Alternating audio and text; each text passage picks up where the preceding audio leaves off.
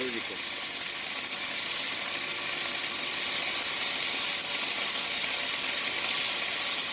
Ближе поднесу. Я поднесу.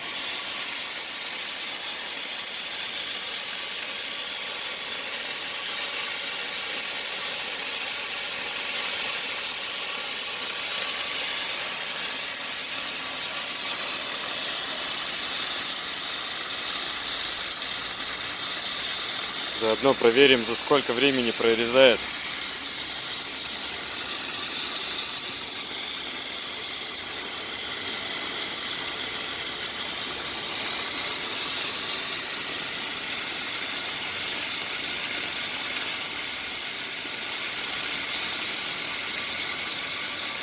Тут можно и такие металлические плетки не делать. Все не греется. Все холодное. И движок тоже холодный, ничего не греется.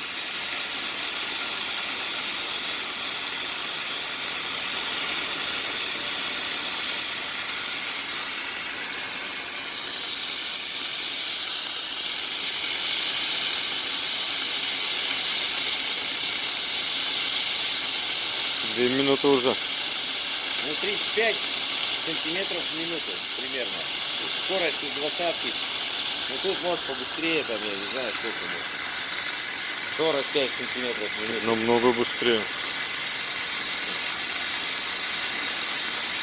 Ну, 45, ну.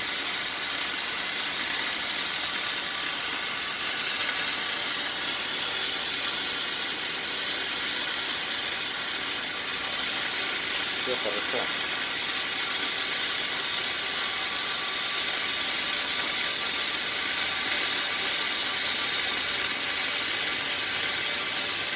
Конечная практически не требуется на всем протяжении реза.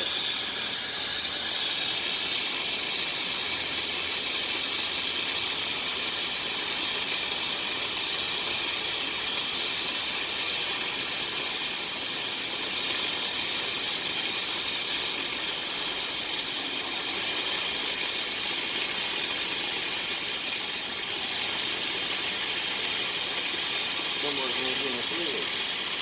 И все. А потом на нем будем.